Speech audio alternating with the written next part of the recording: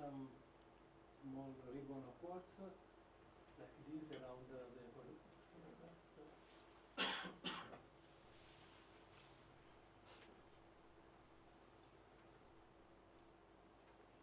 also when the report is so strongly deformed to show the shape and crystallographic orientation. You can see the yellow color dominant in this part.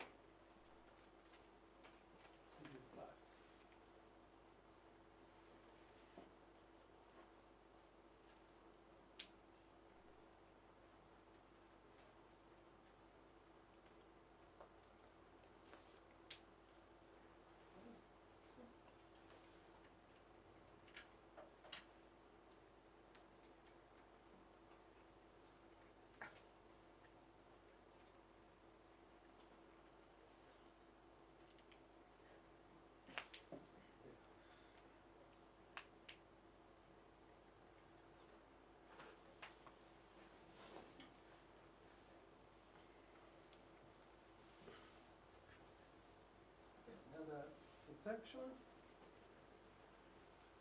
very nice, performed with course in a shear zone. With only one polar, you can see some foliation, like this, some S foliation, like this, made by several minerals, maybe biotite, a little bit altered in chlorite, feldspar, quartz, and some asymmetric tails, like this one, sigma tape, this one sigma tape. More or less, the sensor here is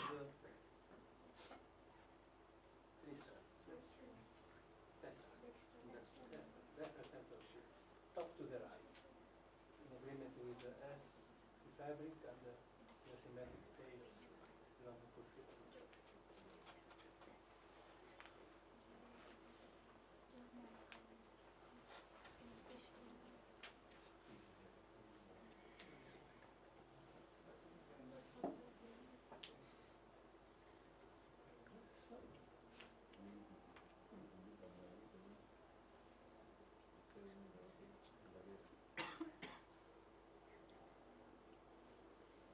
Between crossed polars, it is very evident the axial deformation is the S fabric made by strongly deformed quartz, asymmetric tails.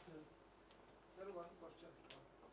Yeah. I mean, like how sometimes I get confused how to distinguish between S and C. Okay. Yeah, that if you can explain, I guess. S and C. Okay. The first feature is that S has an S shape. C is a flat plane, more or less. So C is a flat plane. Yeah. This is C. Yeah, this is C. That C. This is Yes. That is C, like C. C is flat plane. Not alphabet C is like a C. Yeah. The name derives from the French name Césaillement, that means shearing. Shear.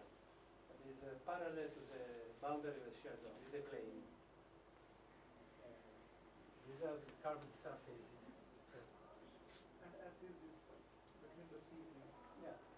C plane like this, a plane like this. This one is quite good. This one. This is C. These are all C's. Yeah. Oh, that's good. And S is in Is cube. S shape. This is a trace of the foliation, the X epsilon plane of the ellipsoid. And C dash, as you showed in the presentation, will be opposite to the C plane. C prime. The C prime. C prime. Yeah. Now the C prime should be in the same direction. Maybe should. Okay. If I can see some C prime, should be something like this. Is small angle with respect to the C plane.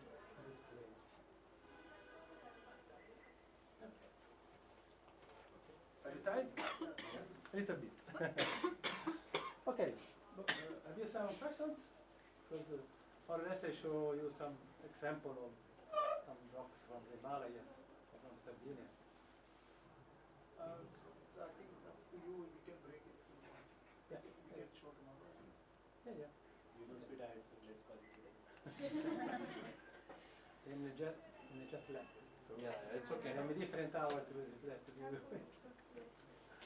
Okay, but if you have some question, please ask. Okay. So, one question.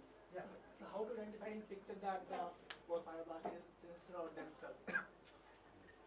In picture, So fibroblast. Yeah, in this section. in this action, Yes. you can identify porphyroblast because you have some crystal larger than the matrix, and they develop some tails or some mandorls. Yes. That should be symmetric or asymmetric. With asymmetric tails, you can detect a little bit sense of shear. So they are larger, harder than the matrix, and rotate during deformation, developing some asymmetric tails. So the shape, the structure is more or less this one. So you can observe, for example, the synsection.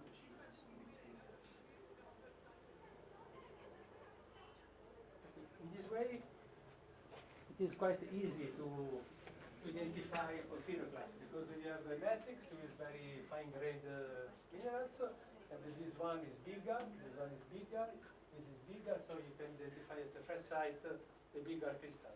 Then you try to identify the tails, to put across the nickels to identify if the tails are of the same composition or different composition, but anyway, the geometry of the tails is just indicative of the sense of shear, even if the composition is different, but the mechanism of formation is the same, just change the name.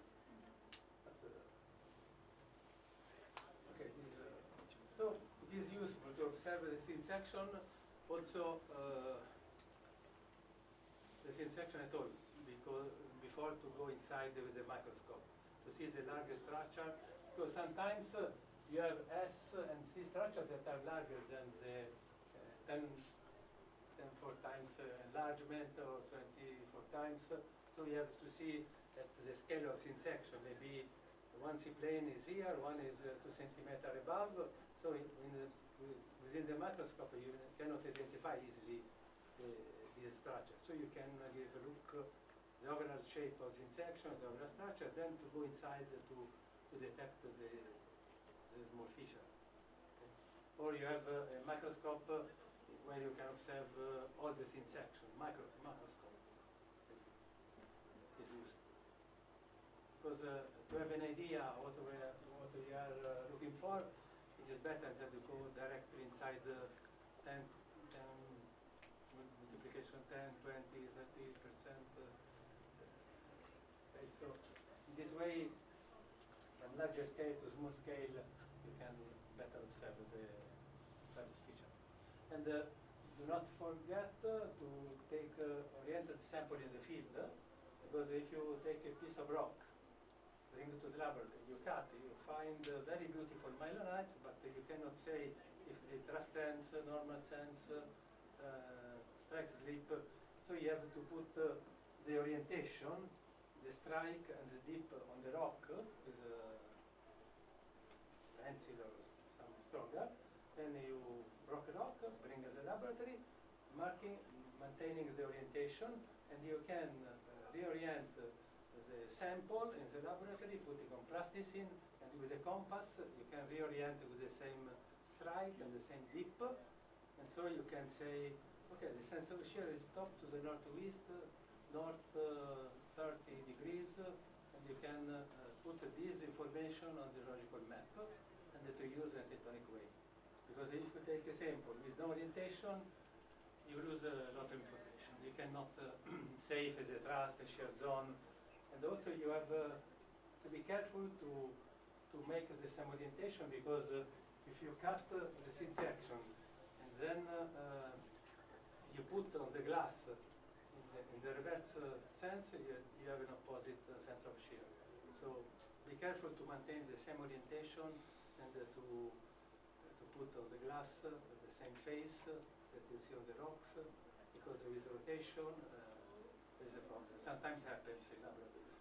When you give the rock to the technician may be distracted and put on the different directions. So make a beautiful interpretation, but with wrong orientation. Sometimes happened to Stefan Smith, it is a big geologist studying the Alp. PhD students was failing in this process, and it happened a beautiful shear zone is tensional that was in fact published on tectonics, the paper, and 1 or 2 years after they recognized the error. So, okay. Thank you very much. Thank you, sir. Thank you. Sir, tomorrow, sir, the class will be at 9 or 9:30 or what time you want? The scheduled time is 9? Schedule time is 10. 10? It's a little bit more. Okay. So at 10. 10 o'clock for me is 5 in the morning, so... Okay. Okay, sir. Okay. So tomorrow at 10 we will come to the chemistry department, seminar room. Tomorrow is actually, I think, holiday in the next week. So there will be less crowd, but our classes will go. ठीक है, और दोपहर को फिर हम यहीं आएंगे, same room. अभी I think we will leave the projector here.